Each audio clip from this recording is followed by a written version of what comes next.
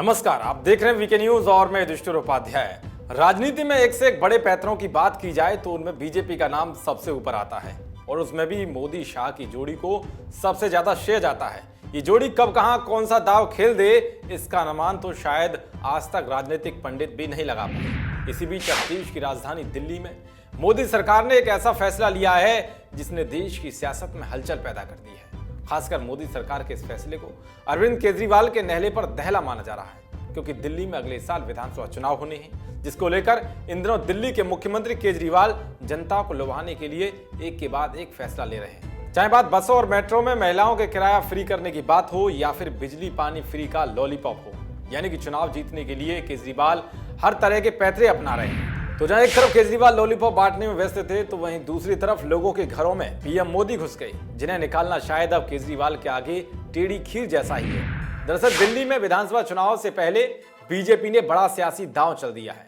Modi cabinet की बुधवार को हुई बैठक में करीब 1800 अवैध कॉलोनियों को रेगुलराइज करने के विधेयक को मंजूरी दे दी गई है। अब ये विधेयक संसद के दोनों सदनों में मंजूरी के लिए जाएगा। अवैध कॉलोनियों को रेगुलराइज करने की मांग कई सालों से उठ रही थी, जिसे पूरा करके बीजेपी ने अपनी पहली सियासी चाल चल दी है, जिसका असर विधानसभा चुनाव में देखने को मिलेगा।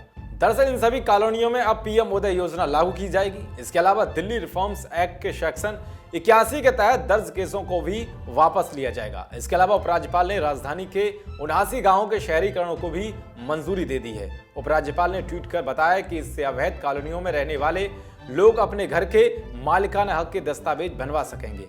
इससे उन्हें नागरिक सुविधाएं हासिल करके और लोन आदि लेने में भी सुविधा होगी। दरअसल इस फैसले से दिल्ली के 40 लाख लोगों को फायदा होगा, जो करीब 1797 अवैध कॉलोनियों में बसे हैं। ये वो कॉलोनियां हैं जिनमें दिल्ली का मिडिल क्लास और लोअर क्लास तबका रहता है, जो कई सालों से इन कॉलोनियों के नियमित होने का इंतजार कर रहा था, लेकिन अब वो शुभ घड़ी आ गई है। बता दें कि इससे पहले पीएम नरेंद्र मोदी ने शुक्रवार को अपने आवास पर RWA ऑफिस होल्डर्स के साथ साथ अनियमित कॉलोनियों में रहने वाले लोगों से मुलाकात की थी। इस मुलाकात के दौरान पीएम मोदी ने कहा था कि आप लंबे समय से एक अनिश्चितता के माहौल में रहे। कई सरकारों ने इस दिशा में काम किया, लेकिन आधे अधूरे मन से।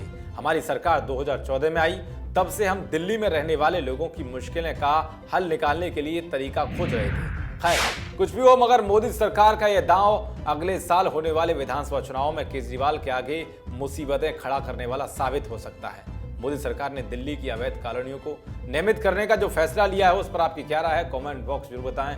देश और दुनिया की तमाम खबरों को पाने के लिए देखते रहिए वीके न्यूज। शुक्रिया।